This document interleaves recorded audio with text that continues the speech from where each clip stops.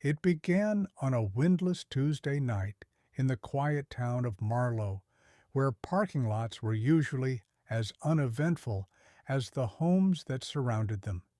But when 34-year-old Daniel Whitaker disappeared after reportedly approaching a stranger outside the dimly lit Lot C behind the old shopping plaza, everything changed in ways no one could have predicted. The CCTV camera facing the lot showed Daniel parking his silver Honda Civic at exactly 10:17 p.m., stepping out casually in a gray hoodie and dark jeans, holding what looked like a brown paper bag, and glancing briefly at his phone before walking toward a man standing near the back corner of the lot, an area known for poor lighting and flickering sodium vapor lamps where shadows moved but never fully revealed themselves. The man he approached was tall, wearing a long dark coat and a cap pulled low over his face, and as Daniel came within 10 feet of him, the footage suddenly cut to static for precisely 12 seconds. When the image returned, Daniel and the stranger were both gone. The bag was lying on the pavement unopened, and the Civic remained parked with its engine still running. That 12-second blackout became the center of a spiraling investigation, not only because Daniel was never seen again, but because something similar had happened exactly 21 years earlier in the same lot. Another man, another conversation with a stranger, another untraceable disappearance, but that file had long been buried and deemed coincidence until Daniel's case brought it back into light. As detectives combed the lot, they found something disturbing.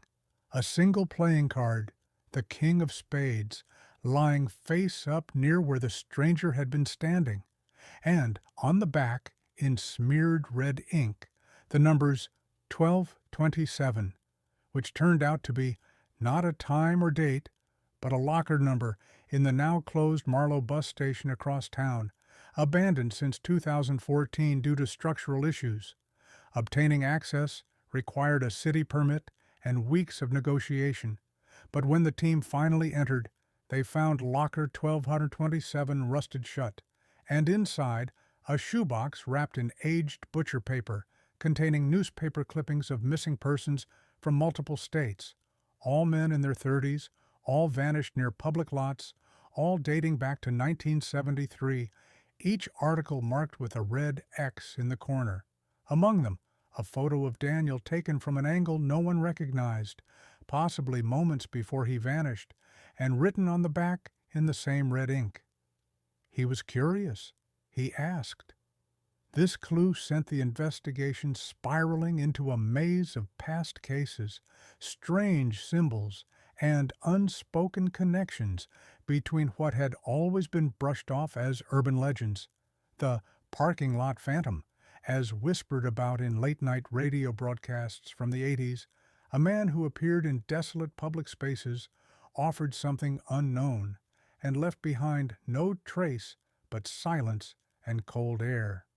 Skeptics dismissed these stories until more CCTV footage surfaced from other states, showing similar figures, always tall, always dressed in dark coats, never revealing a face, and always appearing just before someone disappeared.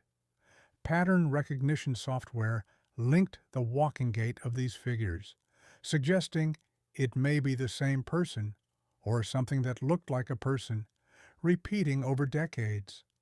A behavioral psychologist was brought in to examine the emotional responses of witnesses who claimed to have seen someone watching them in lots where people vanished, and their responses were consistently abnormal. Elevated heart rates, nervous tics, and dissociation, even though the sightings happened months or years earlier. A retired janitor from the Marlow shopping plaza named Gus Relman came forward reluctantly after seeing news coverage of Daniel's disappearance, claiming that 2 years prior he saw the same man in the coat standing perfectly still in the rain at 2 a.m., staring at the closed movie theater, not moving even when thunder cracked and wind blew shopping carts across the lot. And when Gus approached him, the man simply turned and walked backward into the shadows, fading as if swallowed by the dark itself. This report was dismissed as hallucination until thermal drones were flown over the area and revealed heat signatures underground. Beneath the pavement of Lot C, where there should have been only dirt, there were cavities, symmetrical and unnatural, as if something had been built beneath and forgotten. A city planning archive revealed that before the shopping plaza, the land had been owned by a private entity registered as the Circulus Group, with no further information except one document referencing sub-level operations, restricted access Tier 5, which even current officials couldn't decipher. Geological scans authorized by federal agents led to the discovery of a sealed trapdoor beneath a false manhole in the center of the lot, bolted shut with 9 rusted iron fasteners and no handle. Engineers opened it with difficulty, revealing a spiral staircase leading downward into a chamber that hadn't seen light in decades. Inside, investigators found walls covered in old mirrors, each one facing another, reflecting endlessly, and in the center, a circular table with a black notebook on top, open to a page that read, "Those who ask, vanish. Those who listen, remember. Those who knock, invite." The implication sent shockwaves through the team, especially when a young analyst assigned to review the notebook began murmuring in her sleep about the watchers in the reflection, and was later hospitalized after scratching mirror symbols into her arms during a sleepwalking episode. Digital experts recovered fragments of data from the static glitch in the original CCTV footage and extracted a single frame that hadn't been visible before. Daniel's face, mid-turn, eyes wide, and behind him, not a man, but what appeared to be a humanoid figure without discernible features, stretching tall and thin into the overhead light's glare, holding something that looked like a photograph in its hand. Zooming in, the photograph showed Daniel himself standing in front of his car, meaning the stranger had arrived already knowing who he was. This recursive imagery suggested levels of premeditation that bordered on impossible, unless the figure had access to time or surveillance capabilities beyond comprehension. Conspiracy theorists took the footage and ran wild, but official channels went quiet, issuing no further public updates, and slowly all articles about Daniel's disappearance began disappearing from major outlets, leaving only archived copies and social media threads. Within 3 months, 2 of the detectives originally assigned to the case resigned, both citing recurring dreams involving a parking lot that never ended, and a voice whispering he was never seen again just before they woke up. One of them was later found wandering the Lot C perimeter barefoot, holding a mirror, whispering, "Check the space between reflections," repeatedly.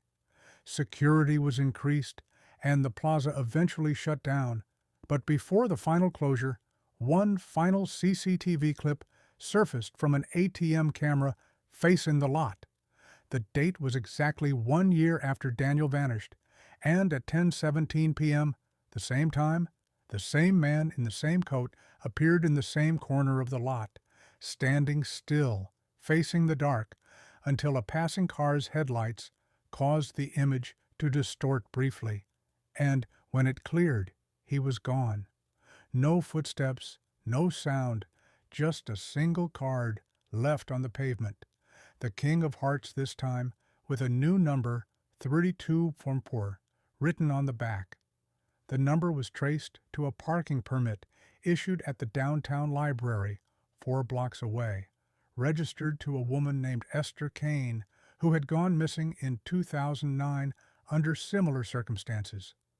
This loop of connections, impossible coincidences, and repeating patterns eventually led one rogue analyst to propose that the stranger was not a man, but a manifestation of something older, an archetype born from our shared fear of empty places, of asking the wrong question, of being too curious at the wrong time, a living echo that used the guise of humanity to lure its next answer.